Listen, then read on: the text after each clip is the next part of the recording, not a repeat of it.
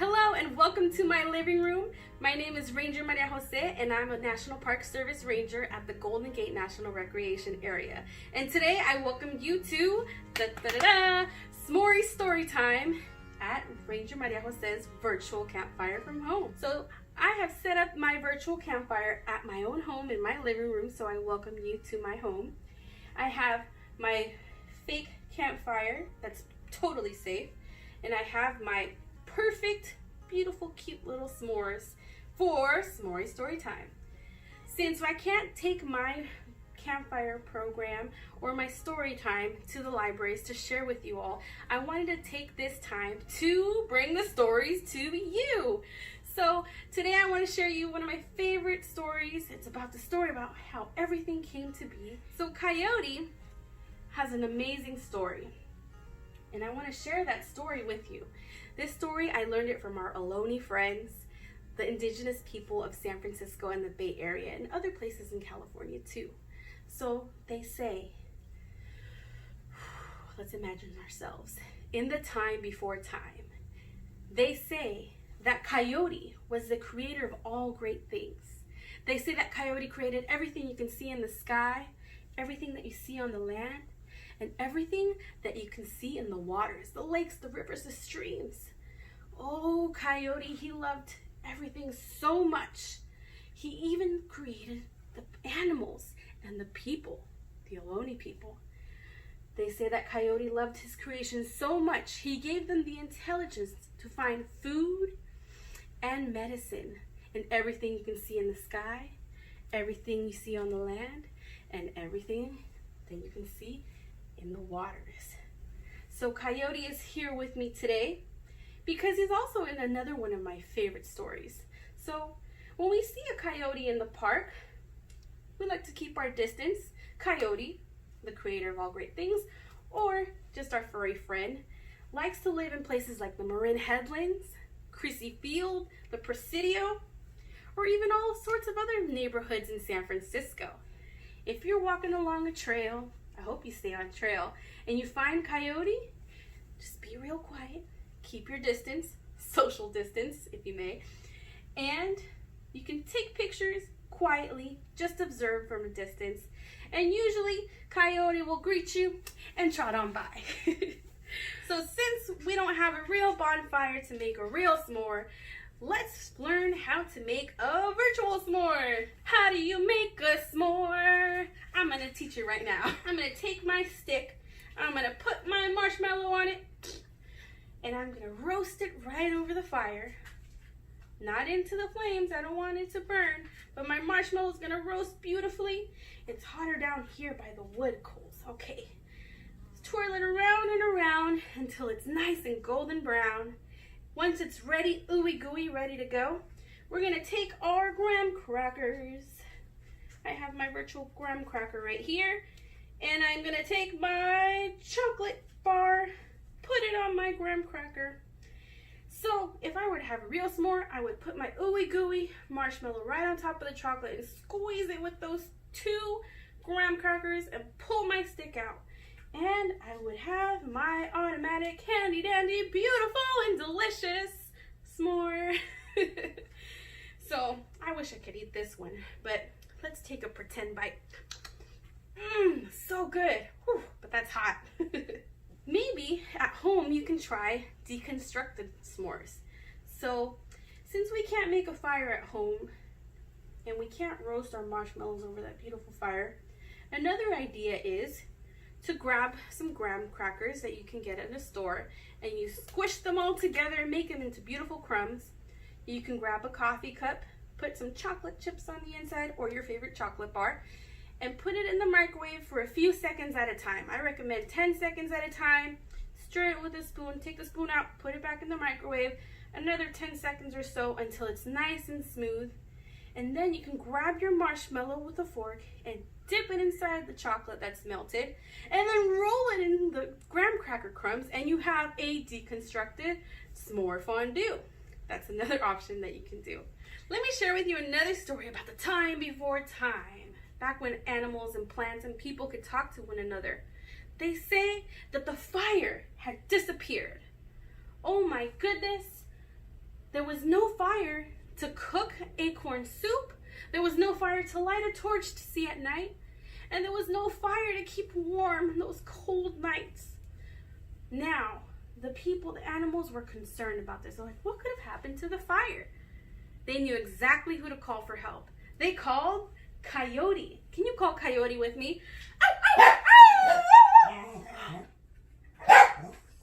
That's my dog. They said, Coyote, we're missing the fire. We can't find it. We can't start it. What's going on? Coyote said, oh no, it happened again.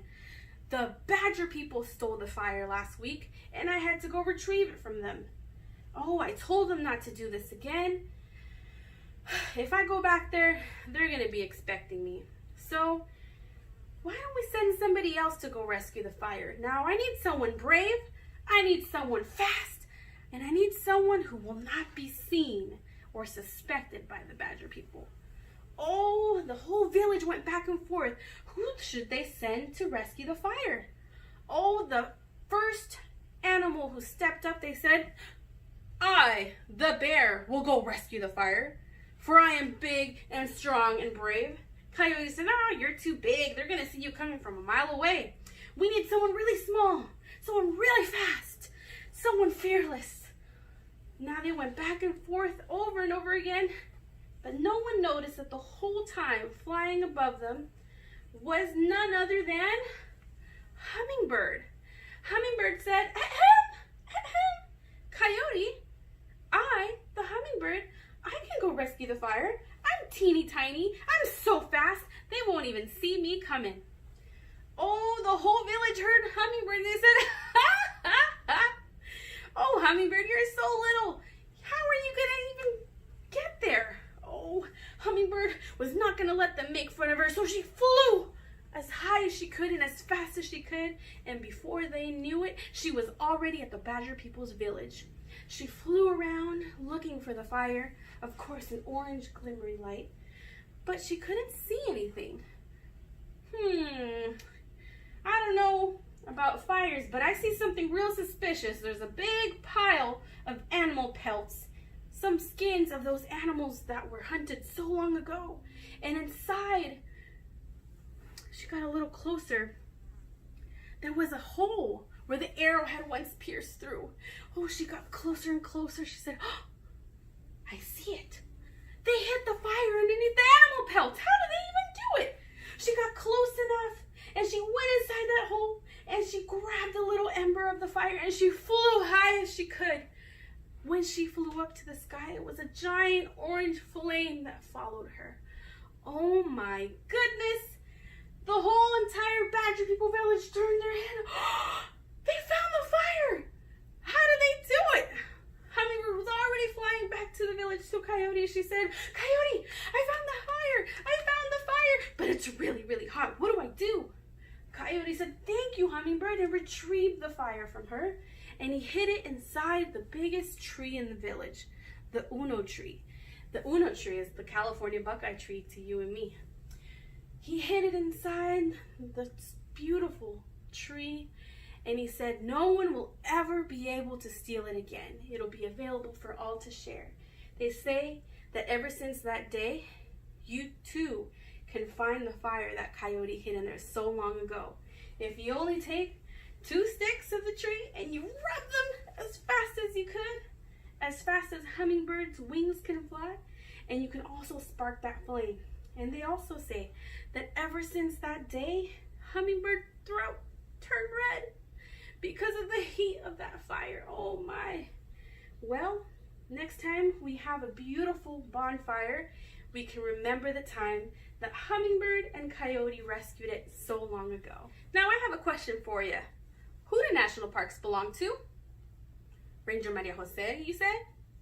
Coyote, you said? Well, it turns out national parks belong to everybody. That's right, they belong to you and they belong to me. So let me teach you a little song so you can remember that. And it goes a little something like this. These parks are your parks. These parks are my parks. From the Redwood forest to the Smoky Mountains, to the gates of the Arctic, to American Samoa. These parks were made for you and me. Now, who do these national parks belong to? You and me and everyone, of course. Everyone is welcome in their national parks. Now, I hope you remember this song, so the next time I ask you who do national parks belong to, you will say you and me and everybody. I hope that you can one day go and visit your national parks. Visit the Golden Gate National Recreation Area. You can go to the Presidio, the Marin Headlands, Fort Point, the Golden Gate Bridge. You can go to Alcatraz and Maury Point and Ocean Beach. All these beautiful places that are national park sites that belong to you and me and to everybody. I hope you enjoyed this story and I hope you enjoyed this song. I can't wait to welcome you back into your local national parks. But for now, be safe, everyone. If you do choose to visit your national parks, remember to keep your social distance, wear a mask if you can, and 2, leave no trace. Pack in and pack out any trash or food you may bring with you. Make sure you drink plenty of water, and remember, stay on trail. Thank you for tuning in to S'more Story Time. Thank you, everyone. Have a safe one.